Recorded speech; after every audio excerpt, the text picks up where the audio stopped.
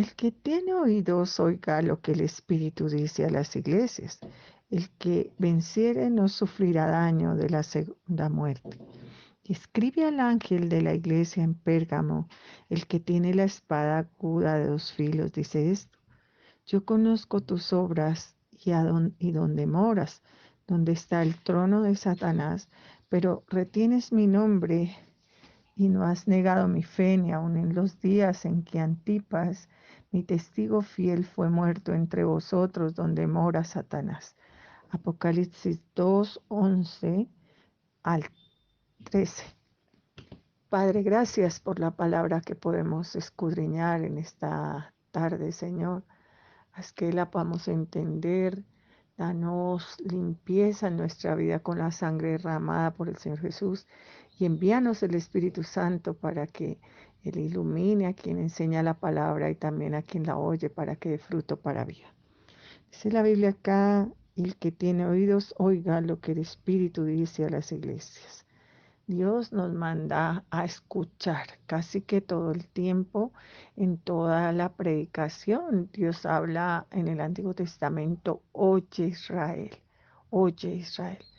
Somos tardos para oír y oímos, pero no ponemos por obra como si no oyésemos. Dios dice, el que tiene oídos, generalmente aborrecemos que nos hablen la verdad y queremos que nos hablen mentiras. Por eso parte de la profecía del fin es que se amontonarán maestros que les digan lo que quieren oír. O sea, si no quieres oír lo de Dios, es porque quieres oír que sea aprobada tu maldad, que lo que llamas tú bueno, que Dios llama malo, alguien lo llame bueno y buscas maestros que te hablen así. Pero Dios vuelve a recordar acá con la iglesia de Esmirna, una iglesia sufriente, una iglesia a la que Dios ha tratado con misericordia grande, porque es una iglesia a la que no le dice nada en contra, porque ha sido fiel y ha sido sufrida.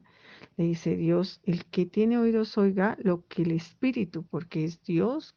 Dios busca adoradores que le adoren en espíritu y verdad.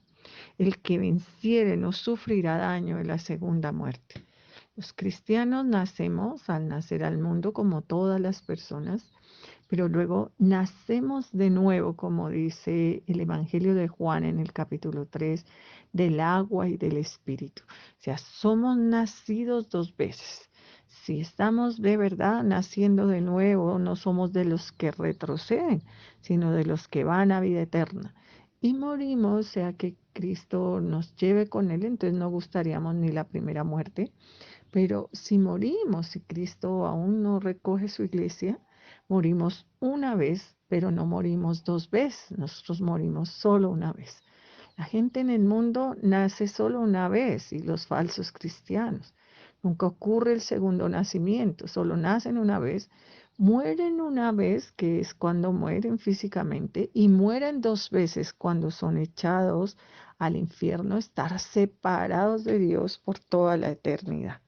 Pero Dios nos recuerda acá con esta iglesia sufriente que era la de Esmirna en el 2:11, que el que venciere, y hablaba ayer de vencer, de ser leales, de ser reales a Dios, este no sufrirá daño de la segunda muerte.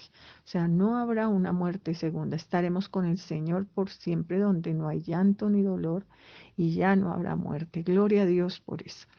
Va el siguiente mensaje a las 7 iglesias y es el mensaje a Pérgamo. Dice, escribe al ángel de la iglesia en Pérgamo. Volvemos a decirte que algunos interpretan al ángel como el que guía una iglesia, como el que la guía como pastores, líderes y demás.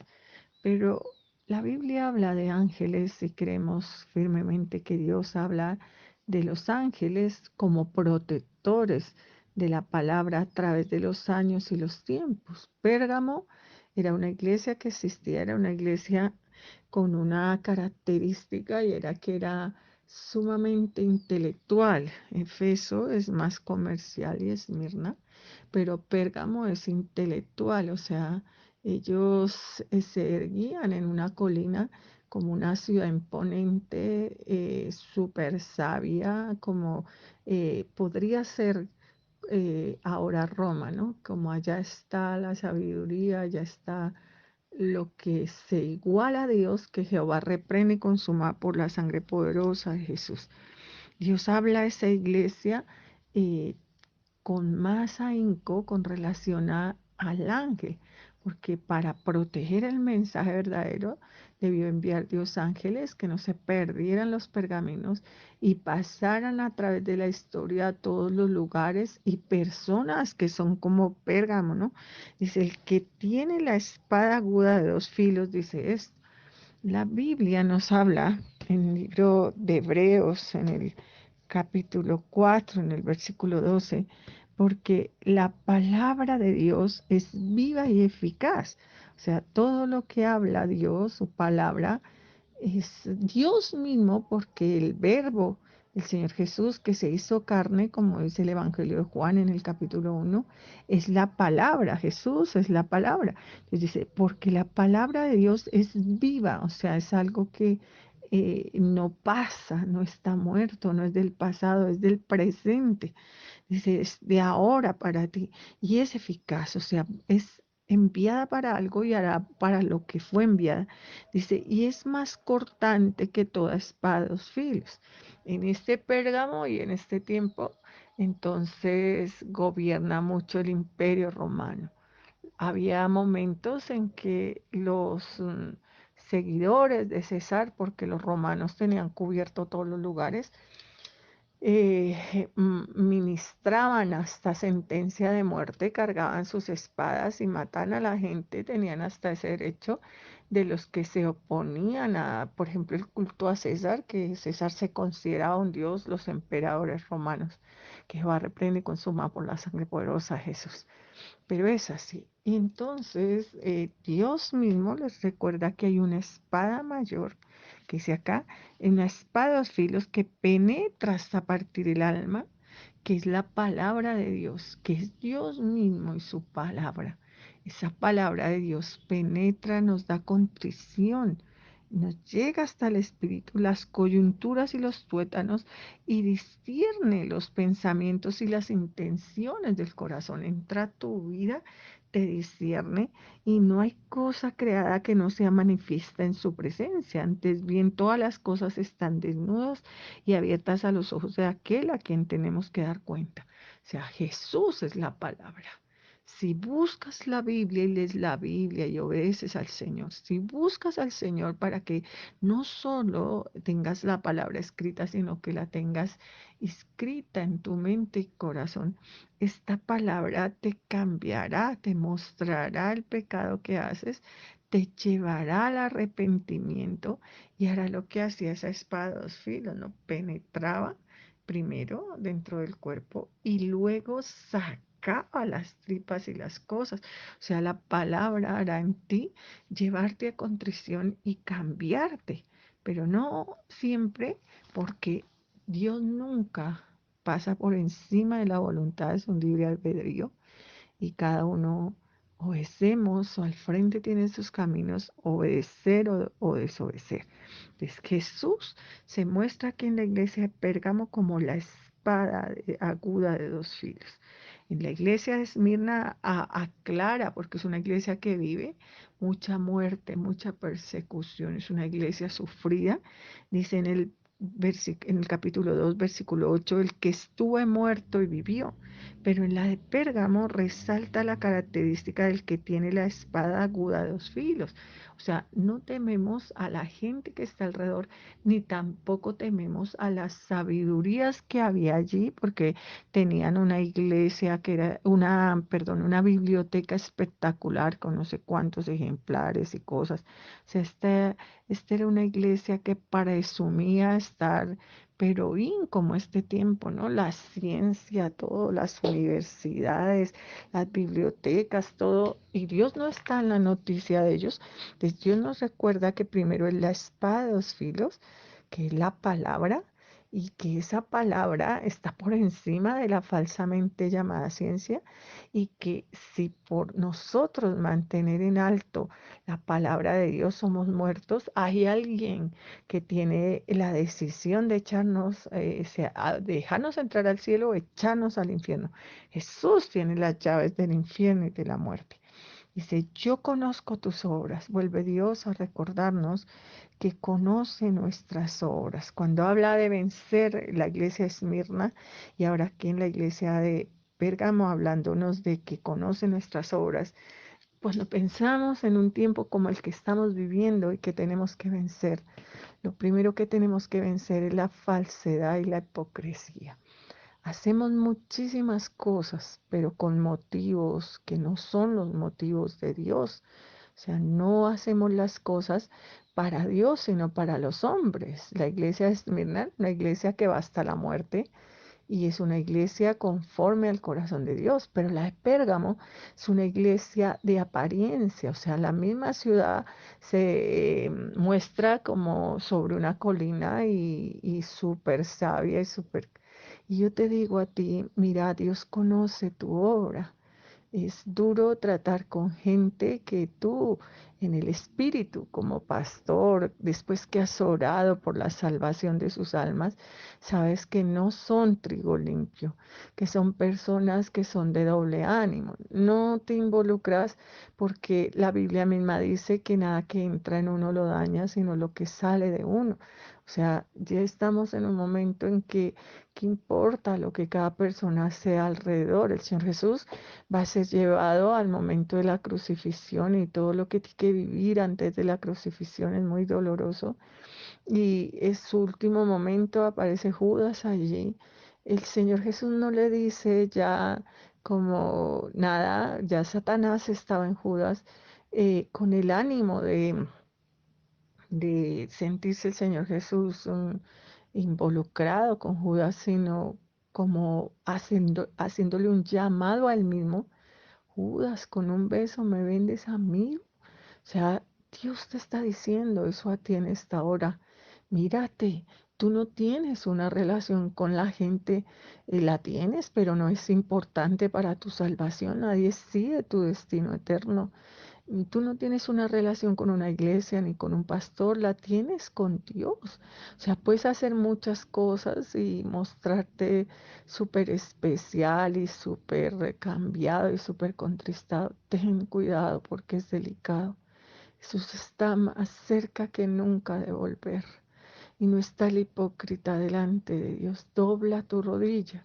Tienes una lucha en tu interior con un corazón duro. Todos, dice la Biblia, que nos hemos desviado y hay una desviación mucho más grande porque la misma Biblia lo dice, ojalá fueses frío o caliente, pero por cuanto eres tibio, o sea, si algo que repele Jehová la tibieza, un montón de cosas hechas a lo largo del tiempo y quererlas mantener en un tiempo tan difícil como este, de parecer y no ser, de estar contristando al Espíritu Santo, de pisotear su sangre, ser enemigos de la cruz de Cristo.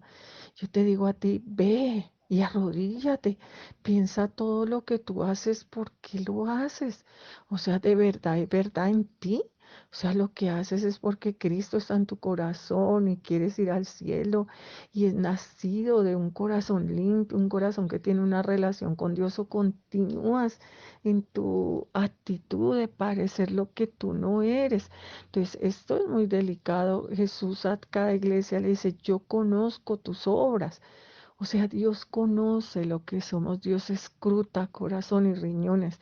En un tiempo tan difícil como este, da miedo todo el que nunca nació de nuevo, ¿no? Pero le dice a Jesús, yo nunca te traicionaré. Y era un traicionero. Luego se afirma para con Dios. Judas está allí entre los 12, llega hasta el final y era un traidor.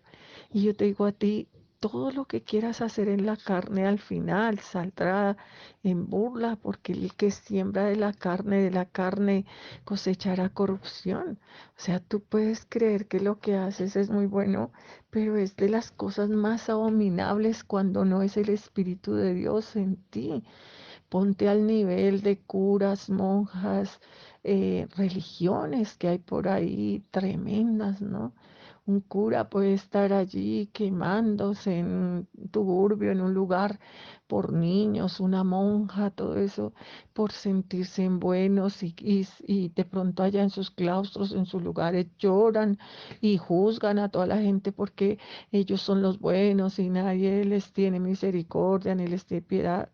Con- Son los peores burladores, unos pisoteadores de la sangre de Cristo, compitiendo con el Señor Jesús porque es una obra que ni les ha sido mandada a hacer, ni la hacen en el Espíritu de Dios. Es una obra satánica, diabólica. Y yo te digo a ti igual. Yo sé que el nacer de nuevo tal vez se vuelve complicado cuando hemos vivido tanto tiempo en la carne, porque aún tu misma carne y tu misma mente se rehúsan a aceptar que tú nunca has nacido de nuevo. Pero arrodíllate y dile eso al Señor. Mira mi corazón, Dios te dio como un test, como ahora ponen en las entradas de los lugares un termómetro infrarrojo para medir a la gente la temperatura. Hay un test que te mide la temperatura espiritual, si eres frío, caliente o eres tibio, Dios te vomitará la boca. Y ese test es la Biblia. Ve a Corintios 13 y lee lo que es amor. Pues dar tu cuerpo para ser quemado, pero si en ti solo hay juicio, solo hay maldad, solo hay soberbia, solo altivez, ¿para qué haces todo eso? Para en un tiempo tan difícil. Y es tremendo tratar siempre con falsos hermanos, como la historia que tienes que repasar una y otra vez, que está en los Hechos de los Apóstoles, en el capítulo 5 de Ananías y Zafira. O sea, estos eran un matrimonio y ellos no eran cristianos, ellos no habían nacido de nuevo. Ahí estaba todo un avivamiento espiritual como el que hay ahorita. La Biblia dice que cuando sobreabunda el pecado, sobreabunda la gracia. Entonces hay un avivamiento espiritual tremendo en este tiempo. El Espíritu Santo se derrama grandemente a los que realmente se humillan y se lo piden. Entonces, allá en la iglesia, esa primera primitiva, estaba el Espíritu Santo de una manera impresionante. La gente hacía montones de cosas, pero las hacía de verdad. O sea, que el Espíritu sabía que cada uno había tenido un encuentro con Dios y las cosas las hacía para darle la gloria a Dios y no para robársela.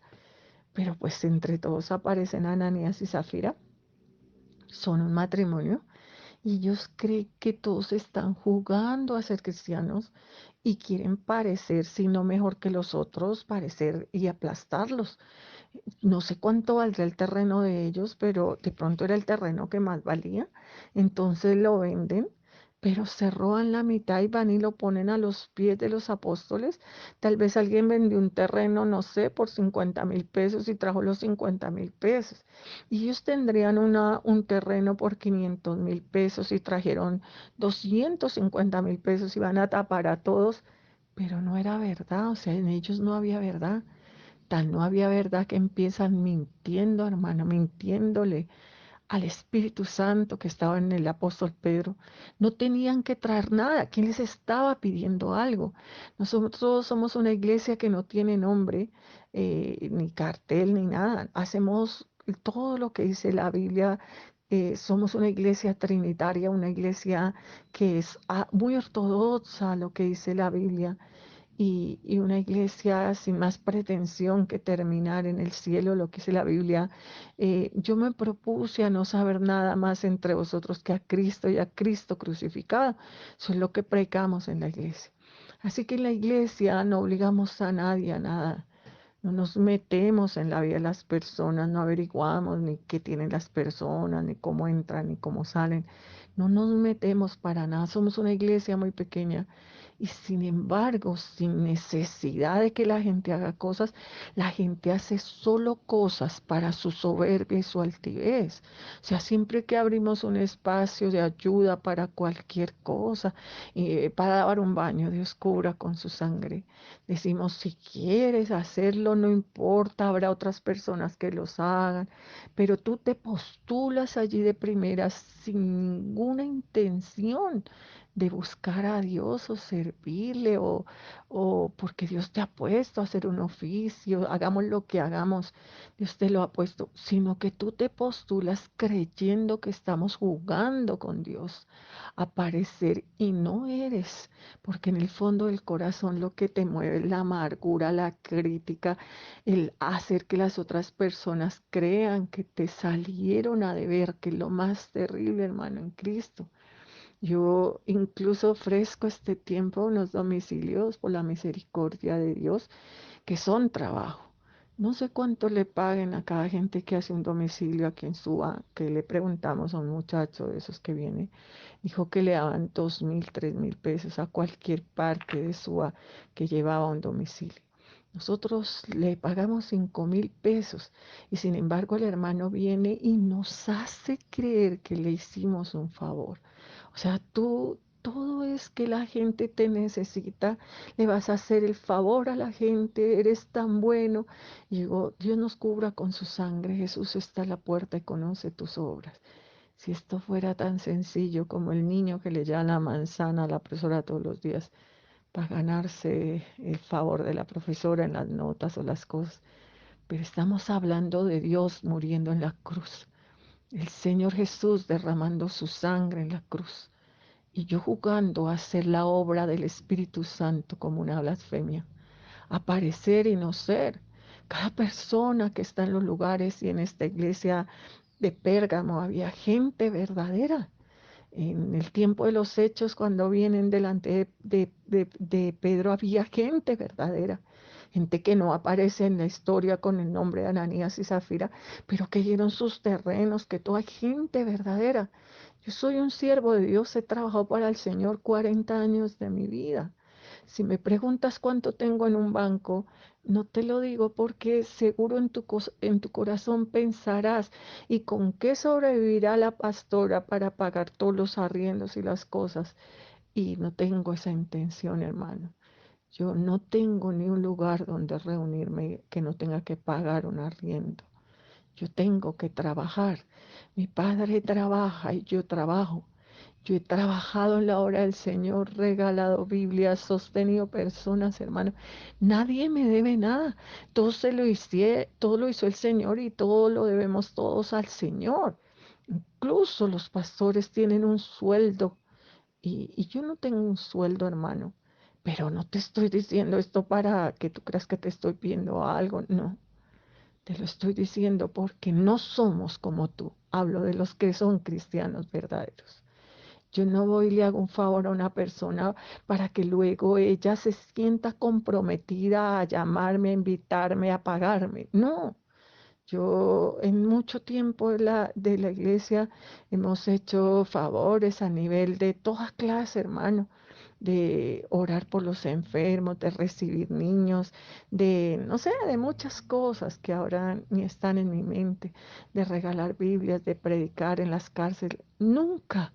Con el ánimo de que alguien me llamase después y dijera, venga pastora, estuve como le debemos tanto, como usted y aparezca la placa, la pastora Doris. No, porque eso sería robarle la gloria a Dios. No le robamos la gloria a Dios. Nada hicimos, somos siervos inútiles. Y lo que hacemos, le hacemos entender a la gente bien claro que no nos debe nada. Tan le hacemos entender a la gente que no nos debe nada que la gente llega a pasarse al otro lado, como el libro de los Corintios. Y nosotros tenemos que decir, prefiero morir a recibir un peso de esta persona, porque es una persona que solo vive en la carne y que lo que da, cualquier cosa que da, salimos a deber, hermano. Salimos a deber. Te invito un día a que te lleve a un paseo, me subo a tu carro, teniendo yo dos carros, hermano, en Cristo, de pronto invertidos en el paseo, o personas de la iglesia que tienen un carro y son una sola persona y vienen y porque compartamos todos, me subo en un carro y cuando me bajo de tu carro, tú dices a la orden y yo digo, yo no necesito este carro. Yo tengo un carro y en ese carro cabemos mi familia y yo. Y por si fuera poco, tengo hermanos en Cristo que jamás le roban la gloria a Dios, que tienen un carro y van ellos solos. Pero tú sí crees eso. Tú crees que nos hiciste un favor y te salimos a deber. Te lo digo, hermano, porque Jesús está más cerca que nunca. Sal de tu pecado, arrodíllate, ve a un lugar secreto y dile al Señor que te perdone porque es tu verdad, que te perdone que no tienes el sentir del Espíritu de Dios. Aún el Señor Jesús se acerca a un hombre y le dice, maestro, bueno, y el Señor dice, ¿por qué me llamas bueno? Bueno, solo hay uno y es Dios. El Señor nos enseñaba en el estar en esta tierra a no robarle la gloria a Dios, pero no de labios. No se preocupe, no pasa nada, pero luego actúas de doloroso, lloras, te apartas incluso de la iglesia. Siempre me sacaron el jugo en ese lugar y yo digo, nadie te necesita. Si no has visto, hermano, de pronto en la iglesia donde tú asistes es una iglesia muy grande y has visto a lo largo del tiempo y de la vida que entran y salen personas y que las iglesias no van para abajo, sino van prosperando. Así pasa en mi iglesia. Yo predico el Evangelio más o menos desde el año 80, hermano, en Cristo. Han pasado décadas, el 90, el 2000, el 2010, el 2020, 40 años de predicar el Evangelio. Y yo te digo a ti, eh, ¿cómo hacías en la nacional? ¿En qué me ayudabas cuando yo predicaba en la universidad? Tú llevabas los signarios, tú llevabas las Biblias, tú ayudaste a darle a la gente el pan o no estabas allí. Ah, no estabas, no habías nacido, ¿cierto? Y luego cuando íbamos, hermano en Cristo, a las cárceles, ¿tú cuántas veces entraste a la cárcel? ¿Cuántas cosas le llevaste a cada persona de gafas, de cosas en el grupo que tenían en tal lugar o en tal lugar, en la distrital, en la pedagógica, en la, en el Hospital San Juan de Dios? ¿Tú qué hacías? ¿Tú qué hacías cuando empezamos el grupo? No sé, en cualquier lado, ahora último, antes, después, no lo sé, hermano. Tú no has estado ni eres necesario. Y no eres necesario porque siempre le robaste la gloria a Dios. Pero esto está llegando a su final. No continúes robándole la gloria a Dios. Tú que no perteneces a nuestra iglesia, piensa que si haces cualquier labor creyendo que te salen a deber, no la hagas. No la hagas. No aumentes a la cela embriaguez. No hagas nada en que tú creas que eres necesario. No hagas nada, hermano, en Cristo que no va a ayudarte a la salvación. Nosotros somos salvos por gracia. Cristo pagó por nosotros en la cruz. Un día un pastor va a bautizar a un niño, es una historia de, creo que de Moody, como lo de los que nacimos una vez y morimos dos veces, son estos hombres preciosos que conocen el Evangelio y son del tiempo pasado, fieles generales de la obra del Señor. Entonces un niño va a ser bautizado y el pastor le pregunta si sabe por qué es bautizado. Dice, sí, yo ya hice mi parte. Y el pastor se preocupa. Dice, ¿cómo así? Este niño no ha entendido que la salvación es gratis. No hacemos nada, hermano. Siervos inútiles somos y tal vez aprendas a decirlo con la boca. No, no, yo no he hecho nada, no hago nada. Y digo, no aumentes a la embriaguez. Si está en tu corazón, dobla rodilla, pide al Señor que te destruya tu naturaleza pecaminosa, doble cara, hipócrita, tu naturaleza farisea, tu creerte necesario y te dé la humildad y el nacer de nuevo. Entonces el niño contesta, yo hice mi parte y Dios hizo su parte. El pastor preocupado dijo, explícamelo porque pues para saber si le bautizaba y el niño dice, yo hice mi parte que fue pecar. Y Dios hizo su parte que fue salvarme. Y digo, lo único que hacemos es hacer maldad. Y Dios lo único que hace es perdonarnos y tenernos una y otra vez misericordia. Porque lo único que, para lo que sí somos capaces, hermano, y que todo el tiempo estamos listos, es para hacer pecado, para hacer maldad. Y Cristo para perdonarnos, para llamarnos al arrepentimiento, para usar sus pastores, sus líderes, sus misioneros que trabajan en la obra, que clamen, que supliquen como si Dios rogase a través de ellos, porque no son ellos, sino Dios rogando a través de ellos, reconcíliate con Dios. O sea, volvemos sobre la misma palabra. Si le salimos a deber algo a alguien, se lo debemos a Dios. No se lo debemos a nadie más, sino solamente a Dios. Dios es el que murió por cada uno de nosotros en la cruz. Jesucristo, el único que merece la honra, la gloria, la adoración. No le podemos robar la honra, la gloria, la adoración a Dios. Dice Apocalipsis aquí, yo conozco tus obras, ¿dónde está el trono? ¿Dónde moras? ¿Dónde está el trono de Satanás? La iglesia de Pérgamo es una iglesia que se sacrificaba a Zeus, un dios allí. Allí subía el humo todo el día de los sacrificios que le hacían a Zeus. Pero eso no es lo más grave que tenía esa iglesia. Esa iglesia tenía a Esculapio, el dios de la medicina. Este dios tenía una serpiente y su templo llegaba a ser tan espantosamente abominable que la gente entraba y iba a esta iglesia de Pérgamo para ser sanada y entraba ahí al templo de Esculapio y dormía en el piso para que les pasaran por encima las culebras y así alcanzar el poder sanador. No solo eso, sino también el culto a César. O sea, César era un emperador, pero lo consideraban un dios. Entonces, Dios sabe dónde moran los que son cristianos en Pérgamo, ¿no? Dice, ¿dónde está el trono de Satanás? Cuando no buscamos a Dios y buscamos otras cosas para toda sanidad física, económica, sentimental, espiritual, pues estamos mal, ¿no?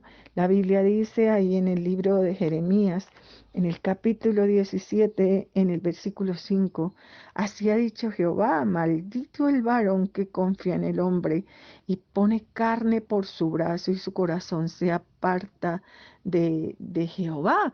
Es muy duro no poner a veces confianza en el hombre, ¿no? Buscamos quien nos ayude y en los momentos en que más probamos que es Dios el que nos importa, como es estar cerca de la muerte, buscamos quien nos sane, quien nos proteja. Entonces la gente quitó a Dios y se asió de Esculapio, del Dios de la medicina, y eso permanece hasta ahora porque el símbolo de la medicina son dos serpientes enrolladas y todos los derivados de la medicina como la farmacia, la enfermería, todos los otros es una sola serpiente porque son hijos de esto, ¿no? Allá tenía su trono Esculapio, el dios de la medicina. O sea, es una cosa tremenda, ¿no? Pero retienes, Dios habla de que es el trono de Satanás. La ciencia y especialmente la ciencia en la medicina tiene mucho que ver en este momento, ¿no? Es la ira de Dios contra esa ciencia y la ha burlado con este virus, ¿no? Y la gente corre a que le den sanidad, la gente hace un dios del médico, ninguna enfermedad realmente es curada, sino que se mantiene a la gente pasando por encima de la vida con medicamentos, viviendo como prestado, ¿no? Y la gente llega a estados tan lamentables que son muy, muy ancianos y una paz y son solo pastas mantener la vida allí. No sé, solo Dios sabe cómo es eso, ¿no? Dios es el único que sabe, pero ahí te lo está diciendo. Esculapio es el Dios de la medicina, es algo tremendo. Y allá tenía su trono Satanás. Y no es algo que nosotros pudiéramos decir. Yo nunca podría pensar que la medicina fuese algo malo cuando todo el tiempo la miramos con dos culebras puestas, ¿no? Cuando se empiezan a hacer los medicamentos, desde allá yo sé por qué la gente se pasaba por encima de las culebras, era una cosa entre adivinación y ciencia, un revuelto como el que todavía hay. Entonces estas gentes echaban pedazos de serpiente dentro de los medicamentos porque o si no, no eran efectivos. O sea, la serpiente era parte de lo que usaban para que la gente fuera sana. Dice en Segunda de Crónicas 16:12, en el año 39 Asa enfermó gravemente los pies, un rey conforme al corazón de Dios. Pero mira lo que hizo y en su enfermedad no buscó a Jehová, sino a los médicos. O sea, la Biblia lo aclara. ¿Por qué? Yo no lo sé. Tú pregúntale al Señor por qué lo aclara. Porque tal vez Asa se perdió o se salvó, no lo sé. pero en su enfermedad no buscó a Dios, sino a los médicos. Dice la palabra en Segunda de Reyes, en el capítulo 1, que después de la muerte de Acaz se rebeló Moab contra Israel. Y Ocosías cayó por la ventana de una sala de la casa que tenía en Samaria, y estando enfermo envió mensajeros y les dijo: id a consultar a Belcebú, dios de Cron, si es sanar de esta enfermedad. O sea, buscaba lo mismo. ¿Dónde está el trono de Satanás? ¿Quién lo curase?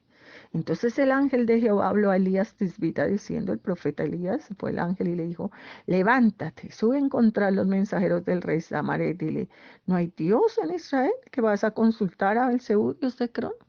Tal vez en tu camino de ir a poner manos sobre hombre, Él te ha dicho Dios muchas veces: ¿no existo yo? Y has agarrado fe, terriblemente fe, a los vales, a Esculapio, a todos los errores. Y Jesús está a la puerta. Arregla tus cuentas con el Señor. ¿No hay Dios en tu vida? Que tienes que poner la mano sobre Esculapio, dioses basados en el satanismo, porque lo que había incluso en los escudos de Pérgamo, porque la gente como viajaba hasta Pérgamo para encontrar salud, eran las monedas y los escudos, era una serpiente enrollada. Qué horror, ¿no? La sangre de Jesús cura. Dice: donde tiene el trono Satanás, pero retienen mi nombre. Le habla a los pocos que retienen el nombre y no han negado la fe. O sea, han permanecido en el Señor. Fe es la certeza de lo que se espera, la convicción de lo que no se ve. O sea, esperamos en el Señor a ver qué el Señor tiene preparado para nosotros. Ni aun en los días, dicen, que Antipas, mi testigo fiel, fue muerto entre vosotros donde mora Satanás.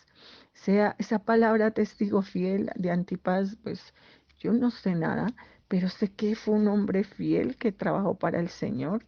Y la historia, o sea, lo que cuentan las gentes, yo no sé si eso será verdad o no. No lee, cuando lee cosas de bandiarios, eso, los pastores dicen que lo metieron en un toro hecho de acero o de bronce, no sé, y lo pusieron a asar hasta que lo mataron, ¿no? Así lo mataron, por ser fiel a Jesucristo. Pero lo tremendo que Dios le da un título que es hermoso, que solo lo tiene él mismo, y es que el Señor Jesús en Apocalipsis 1:5 dice: de Jesucristo, el testigo fiel, ¿no? Y la misma palabra le da a Antipas, un testigo fiel.